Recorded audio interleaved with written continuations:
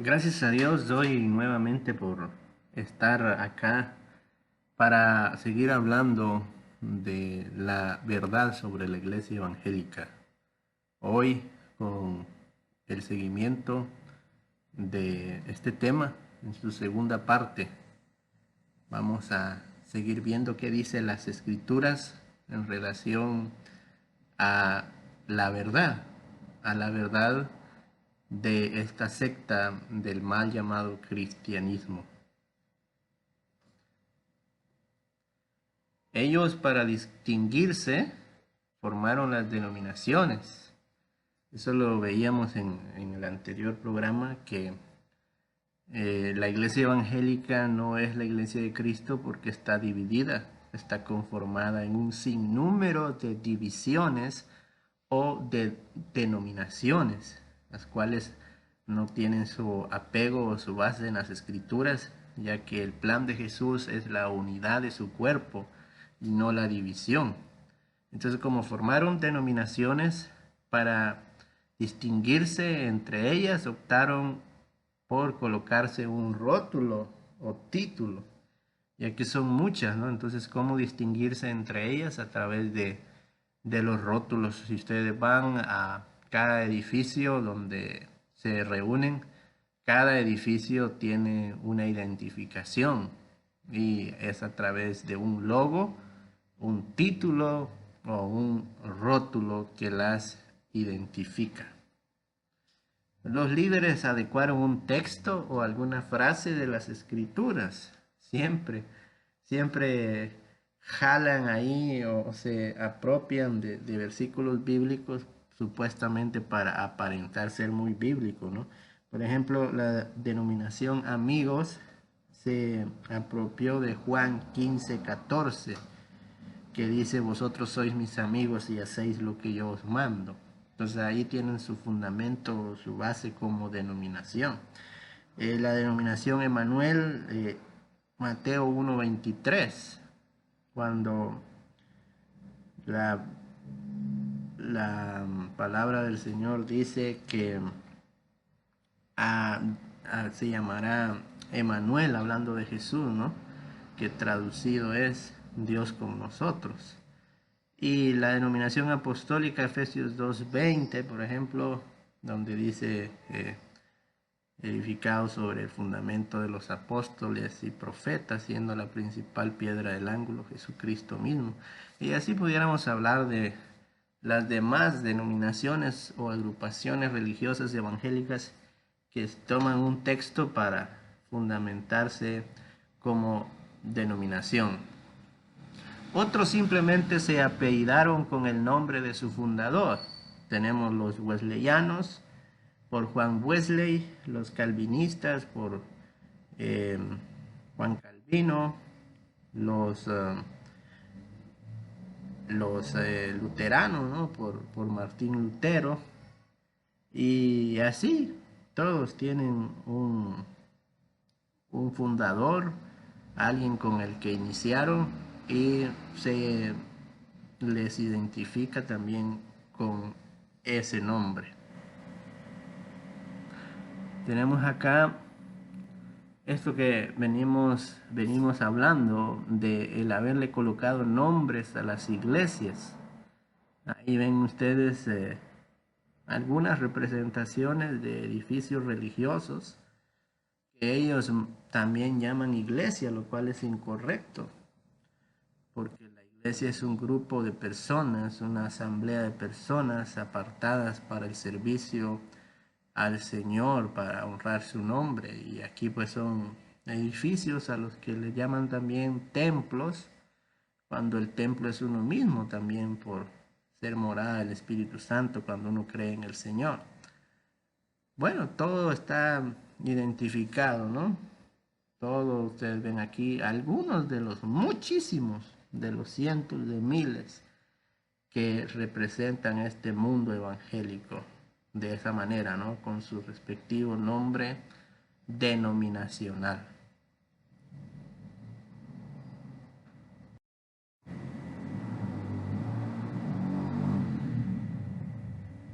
Pero la iglesia de Cristo no era así, jamás, jamás, jamás. En el Nuevo Testamento, en el Nuevo Pacto, vemos que la iglesia tuviese esa clasificación o esa forma de nombrarse a través de denominaciones.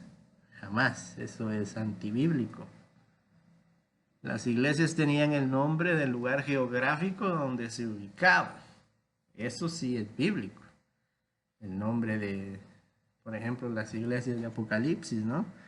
De Sardis, Tiatira, Esmirna, Éfeso, Laodicea, Filadelfia, todas tenían el nombre del lugar donde existían los creyentes, donde vivían los creyentes, donde estaba ese grupo de hermanos. Así se llamaba la iglesia, es decir, el lugar geográfico.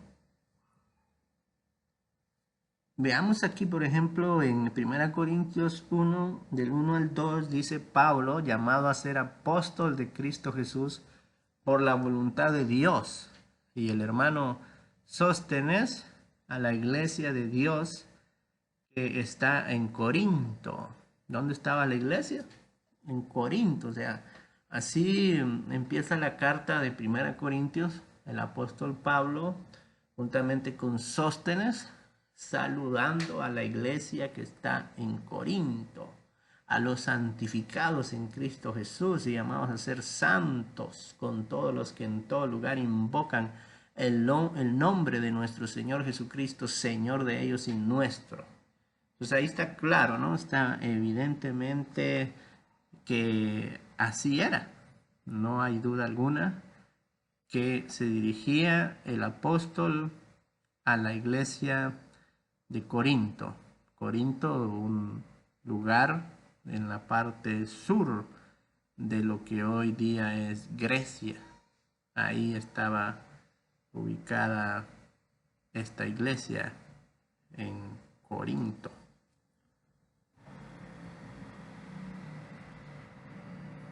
Tenemos aquí otro ejemplo, Pablo, apóstol, no de hombres ni por hombres, sino por Jesucristo y por Dios el Padre que lo resucitó de los muertos. Y todos los hermanos que están conmigo, a las iglesias de Galacia.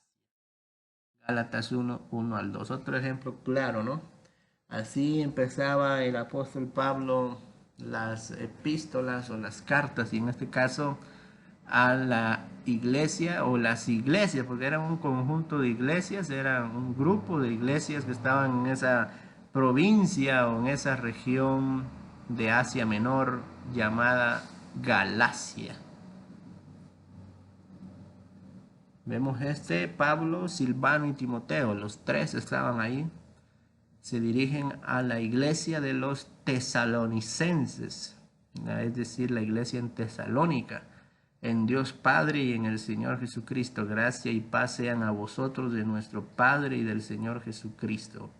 1 Tesalonicenses 1:1. Los hermanos estaban en Tesalónica, eran saludados entonces por estos hombres del Señor. Pero ven ustedes que son los lugares geográficos. Tesalónica también, ahí en esa parte de Asia Menor. Ahí están ubicadas las iglesias a las que Pablo les dirigía las cartas. Y en Romanos 16:16, por ejemplo, dice el apóstol ahí también, saludaos unos a otros con beso santo, os saludan todas las iglesias de Cristo. Aquí pues es un saludo que hace el apóstol Pablo a la iglesia en Roma. Les dice que se saluden unos a otros con beso santo y que reciban un saludo de todas las iglesias de Cristo.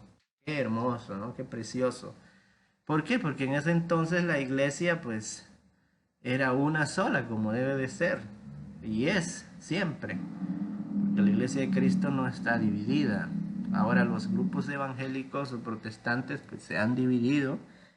Y bueno, incluso algunos se llaman iglesias de Cristo, pero no como es realmente el Cristo de las Escrituras, no es su fundador, sino que ellos tienen sus fundadores particulares o personales, y aunque ellos digan que Cristo es su Salvador, que Cristo es su Señor, pero realmente fundador tienen como tal a un hombre, no a Cristo, porque no tienen sus raíces históricas desde el apostolado, desde que están los apóstoles o desde el mismo Cristo.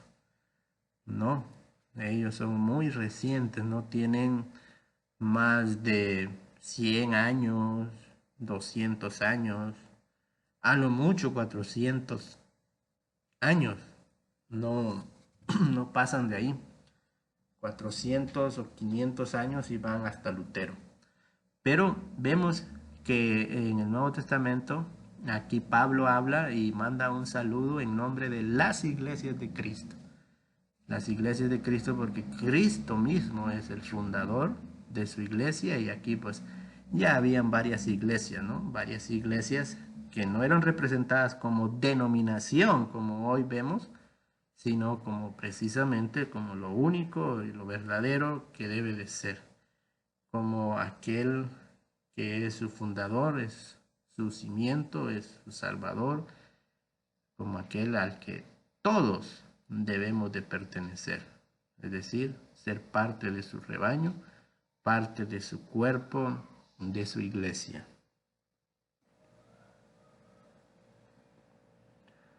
En Corinto, Pablo condenó el que distintos hermanos simpatizaran con algunos líderes, pues la iglesia no es de nadie, sino de Cristo. Claro, la iglesia, ¿a quién le pertenece? A Cristo. No es de nadie.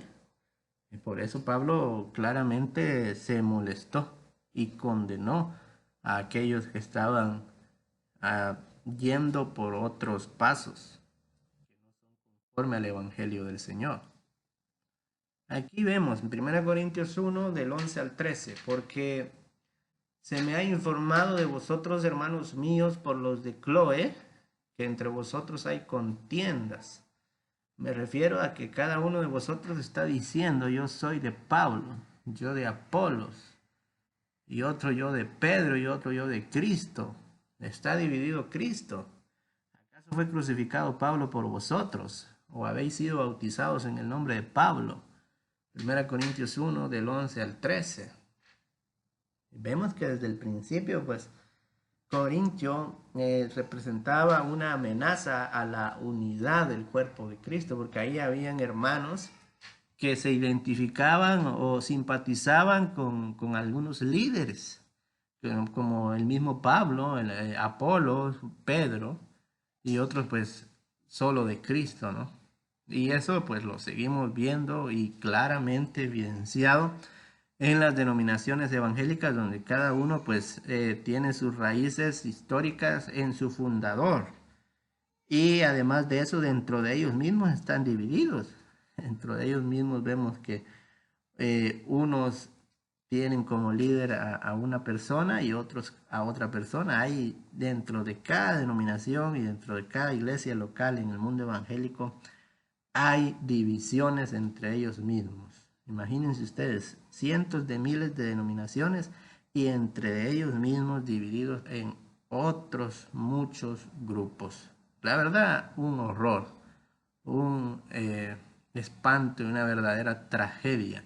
Pero la iglesia de Cristo no debe de ser así, porque ¿acaso está dividido Cristo? Pablo pregunta, ¿acaso está dividido Cristo? Es una pregunta retórica que ella misma da la respuesta. Claro que no. ¿Fue Pablo crucificado por vosotros o habéis sido bautizados en el nombre de Pablo? Claro que no. Somos salvados por la crucifixión de Cristo, por la sangre que Él derramó. Esa sangre nos limpia nuestros pecados y somos bautizados por Cristo a través de su espíritu, ¿no? Pero no por el nombre de Pablo, de ninguna manera, ni por Cefa, ni por Apolo, ni por nadie, únicamente por el Señor. Esto que hemos visto también es paganismo, pues es fruto del hombre carnal no santificado. es política y partidismo. Lo que vimos en la primera enseñanza, ¿no? Que hay influencia en la iglesia evangélica del paganismo y esto pues es claramente igual.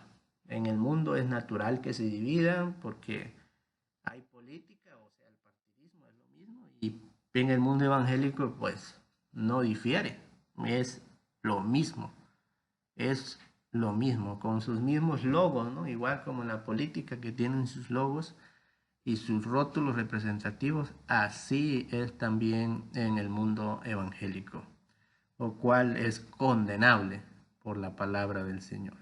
Así que, amigo oyente, usted puede salir de este mundo, el cual no es agradable al Señor. Si usted pertenece, es miembro o simpatiza, sálgase de ahí. Esto no le agrada al Señor. Sirva únicamente al Señor, honre su nombre a través de las Escrituras, viviendo conforme a ellas, siendo obediente a la palabra de Dios y no obediente a enseñanzas, costumbres y mandamientos de hombres que son conforme al humanismo o al paganismo mismo del mundo. Y si usted, amigo, no es evangélico, no es de ninguna denominación religiosa, de ninguna religión, pues busca al Señor. Eso sí, tenemos que estar listos y preparados para su segunda venida porque Él viene pronto. Busque al Señor, arrepiéntase de sus pecados, conviértase y sírvale únicamente a Él. Viva para Él. Será hasta la próxima si Él lo permite.